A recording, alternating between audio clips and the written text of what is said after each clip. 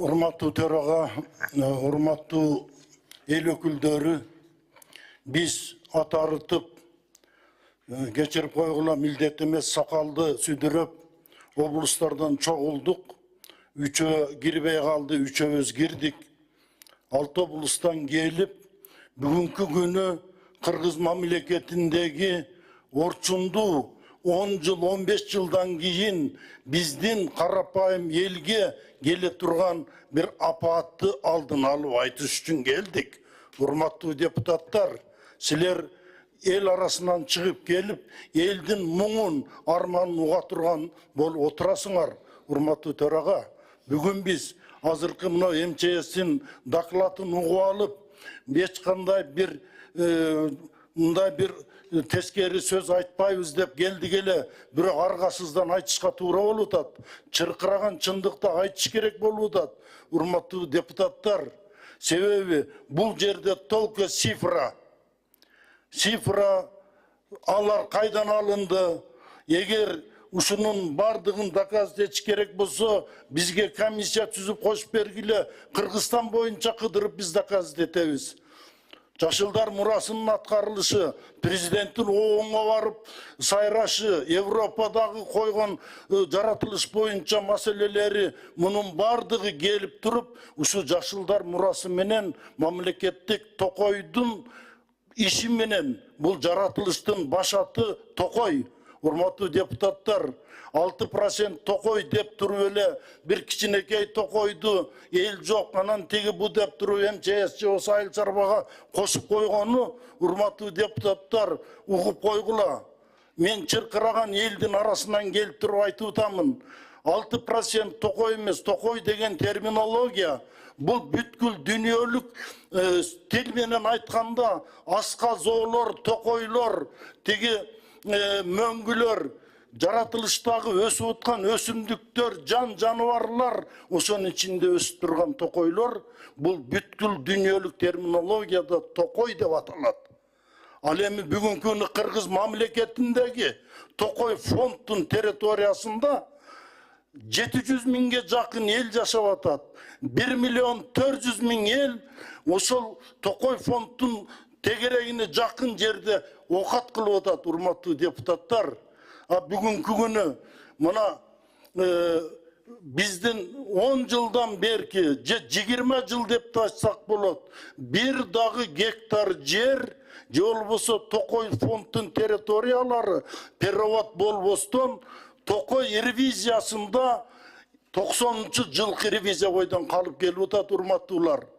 Эми бул жерде силер чарчадыңар, убактыңарды алып биз нары бери дебейлик. Бирок өтө орчундуу маселе, Токой чарбаны өзүнчө бөлүп туруп, өзүнчө агенттик болобу, Токой кызматы болобу?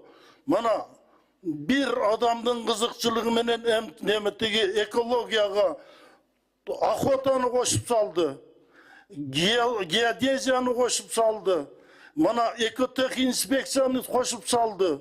Алар бары чогулуп кимдин чөнтөгүн иштеди, урматтуу депутаттар. Алардын бардыгы Токой кызматынын колтугунда жүргөн. Эми булар болсо эмне кылып атат? Бир колу менен контролдойт, бир колу менен лицензия берет, охотасына дагы экотех инспекция бүт бардыгын бир гана ведомство контролдойт. Өзүнүн кылган ишин өзү. Мына бүгүнкү күнү МЧСтин составынан чыгарбай турган болсо, урматтуу депутаттар, токойчулар лопатка көтөрүп, сел жүргөн сайын айыл-айылда элдердин огородун тазалап жүрөт. Ал жасай турган жумушу талада калып атат. Булар просто солдат болуп калды. Азыркы цифралар, тиги берип аткан цифралар, мен айтайын ачык эле, мына токойчулар отурат бул жерде. МЧСтин министринен коркконунан жазып берген цифралар.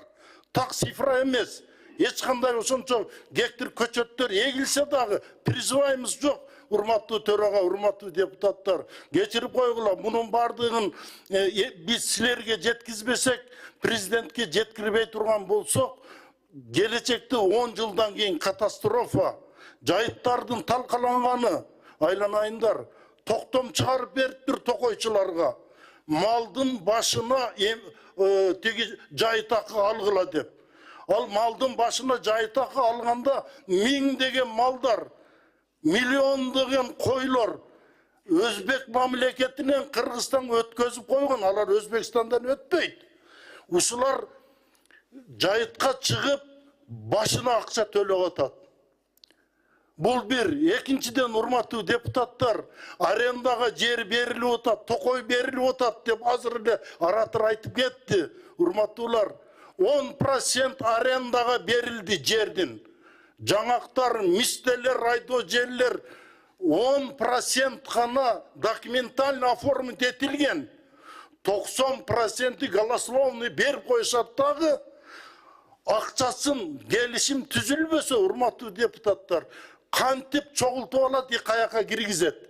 Хорошо, банк апарып төксүн, мыйзамсыз, келишим жок. Деградация жайыттарын талкаланышы жанагындай болуп, мал башына акча алгандан заинтересованный Токой чарба жайыт комитети миңдеген малды киргизип акча чогултуш керек. А кесепетинде жайыттар талкаланып бүттү. Урматтуу депутаттар, силерден өтүнүч, бүгүнкү күнү МЧСтен бөлүп чыгарып, өзүнчө ведомство кылып, бөлүү боюнча палатага алып чыгып, ушуну бөлбөй турган болсок, бул кесел рак болуп туруп, через 10-15 жылдан кийин биздин мамлекеттин бутуна чабат. Экология деген жок болот, урматтуу депутаттар. Кечирип койгула, мен кичине эмоцияга алдырып сүйлөп койдум, бирок чындыгы, чыркыраган чындык ушундай. Тиги ордордунда, урматтуу депутаттар. Бул жерде цифра, фиктивный цифралар айтылып, дейилип кетти. Угуп отуруп биз суроо берейли дедик, бирок биз андай укугубуз жок. Биз чыркыраган чындыкты айтып коюш үчүн келдик. 6 облустан келдик, урматтуу төрага, урматтуу депутаттар. Рахмат көңүл бурганыңарга.